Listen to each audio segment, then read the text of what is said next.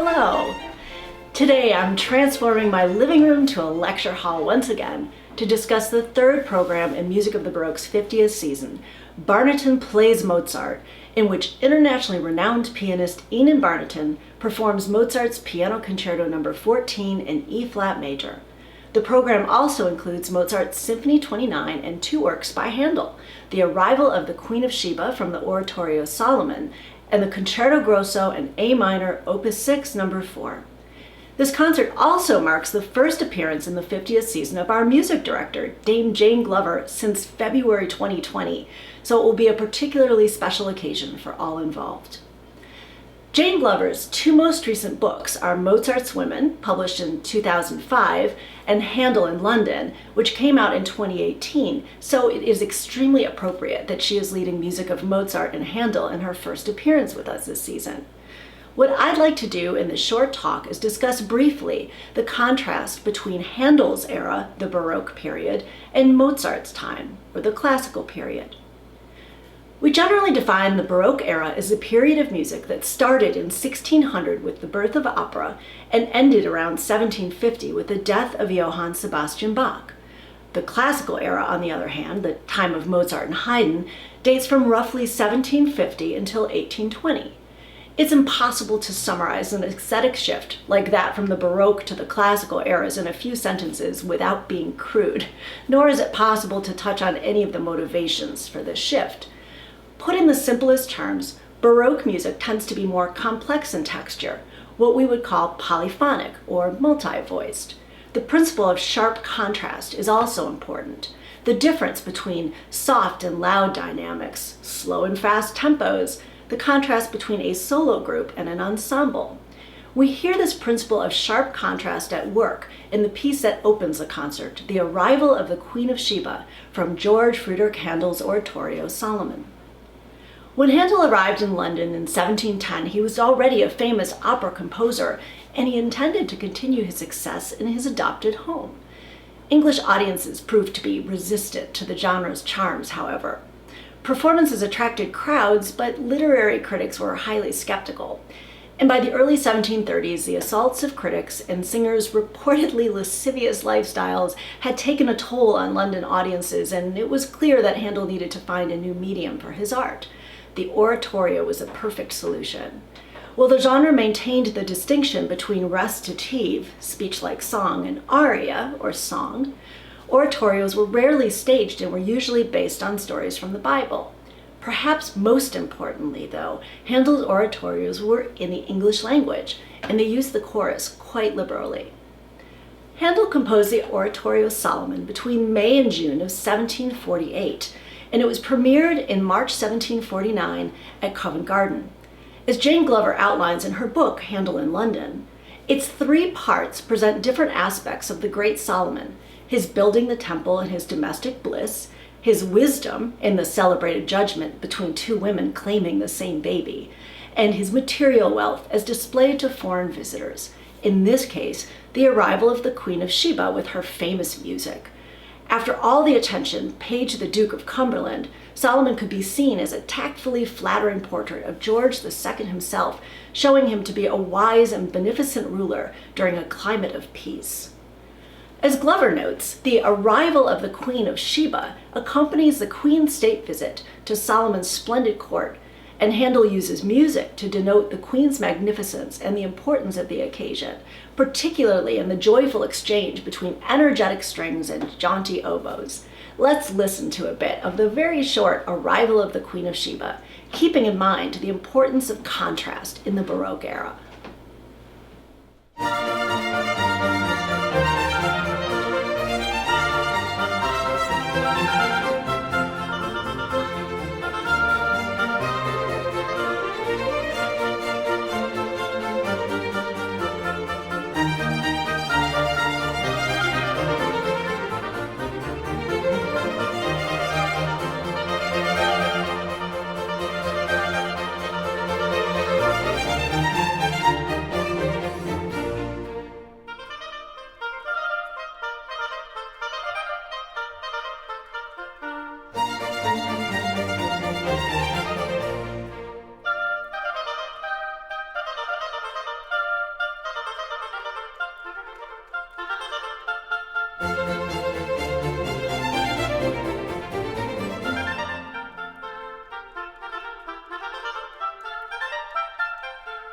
The next work on the program is also by Handel, the Concerto Grosso in A minor, Opus 6, No. 4. In February's Double Trouble program, the orchestra performed another Concerto Grosso from Handel's Opus 6 collection, and I discussed the genre as a whole and Handel's Opus 6 collection at length in my talk for that concert. I'll recap it briefly here. The Concerto Grosso, or Grand Concerto, is a genre that sprang from the need that arose in the Baroque era for music written specifically for instruments. Its innovation is often attributed to Arcangelo Corelli, specifically his Opus 6 collection of grand concertos, published in 1714 after his death. Corelli's Opus 6 collection was well known in London, and it seems fairly likely that Handel's own Opus 6 collection of 12 grand concertos, published in 1739, was intended to draw on his predecessor's fame. The arrival of the Queen of Sheba centered on the very sharp and very Baroque contrast between strings and oboes.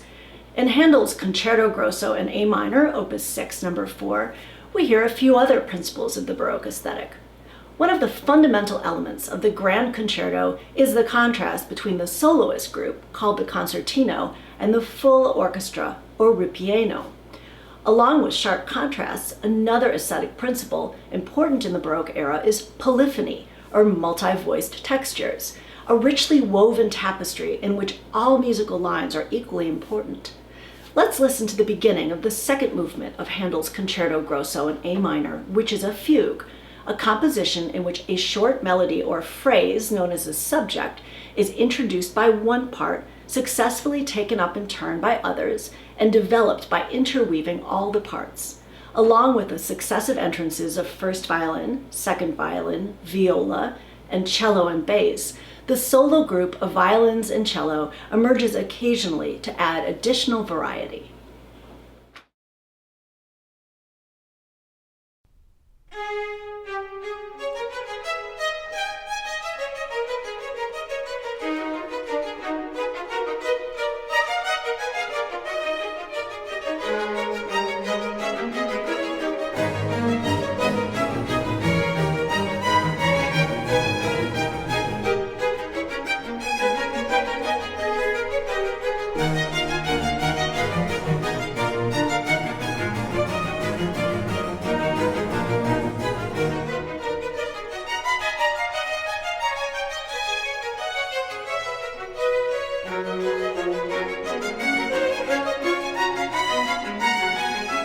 Now, let's speed from London in 1739 to Salzburg in 1773 and a completely different sound world, with Wolfgang Amadeus Mozart's Symphony No. 29 in A major.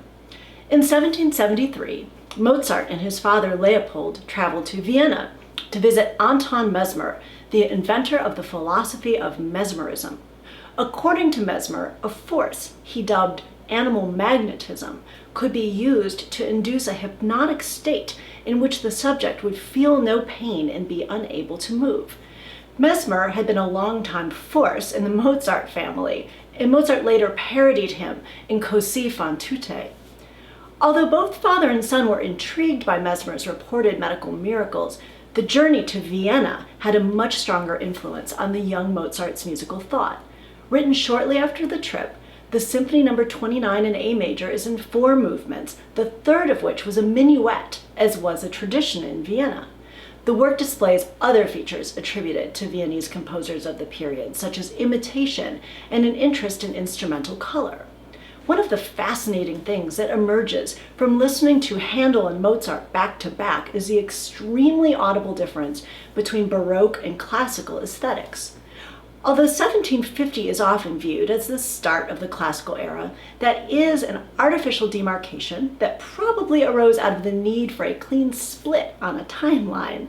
In reality, it was probably 20 years earlier that the move away from the Baroque era began. In 1737, Bach's former pupil, Johann Adolf Scheibe, published a famous criticism of Bach in the journal Der Kritische Musikus. Scheibe clearly values Bach's musical talent, but takes issue with the composer's aesthetic, describing his music as overly complicated as a result of the imperative that all the voices must work with each other and be of equal difficulty, and none of them can be recognized as the principal voice, and they also had to be filled with an excess of art. As noted Bach scholar John Butt concludes, Scheibe clearly admired much about Bach's music as music, but he had strong reservations about the composer's aesthetic attitude. What Scheibe is describing is the move from polyphony or multi-voiced music to homophony, a well-defined melody with harmonies whose function is to support the tune. Nothing gets in the way. The opening of Mozart's Symphony No. 29 is a perfect example of this change in preference from complex polyphony to streamlined homophony.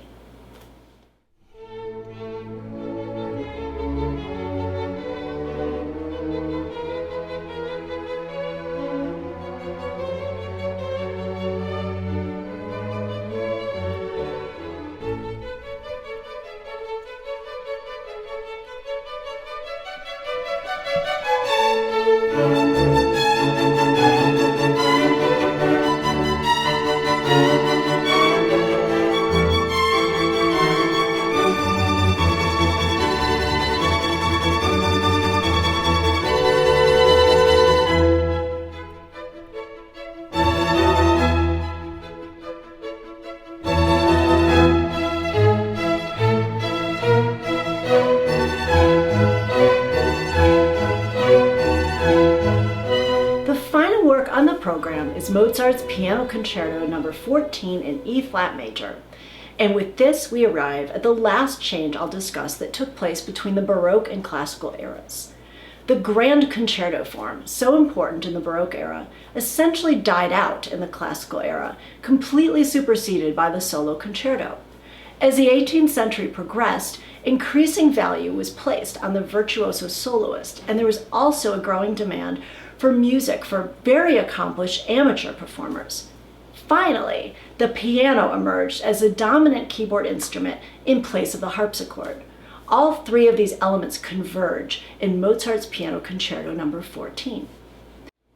In a letter to his father, dated June 2, 1781, Mozart proclaimed that Vienna was a city for him as, quote, "It is truly the land of the clavier."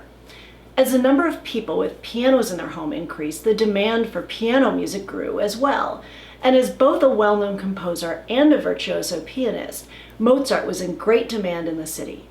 His compositional output reflects this state of affairs. Between late 1782 and 1786, Mozart composed no fewer than 15 piano concertos. 6 of the 15 were composed in 1784 alone, to serve as the main feature of his academies or concerts.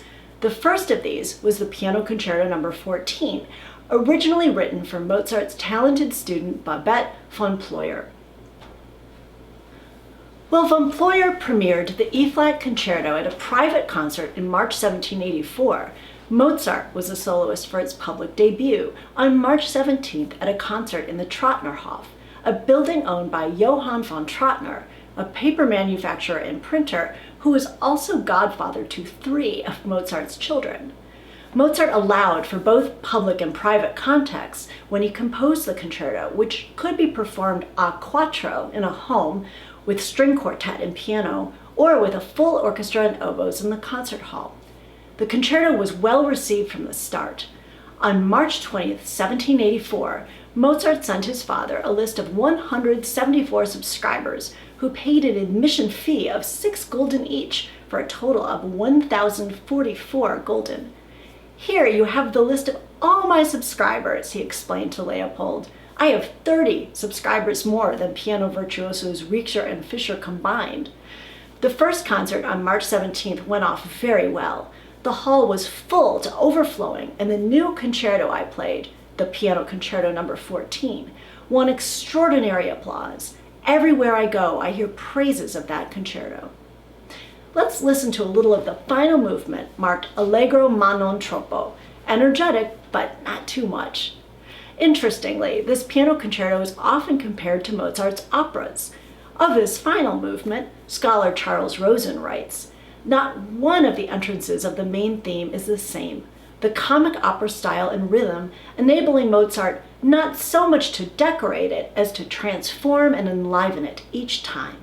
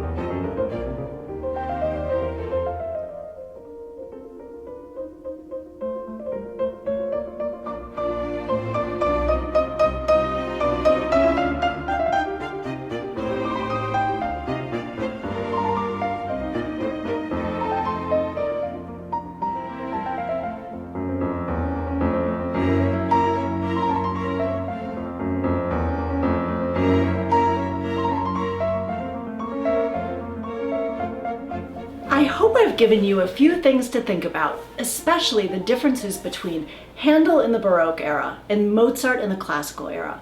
And I hope you enjoy Barnaton Plays Mozart, streamed live on March 29th, 7:30 p.m. Central Daylight Time, and available on demand from April 1st through May 1st. Thank you so much.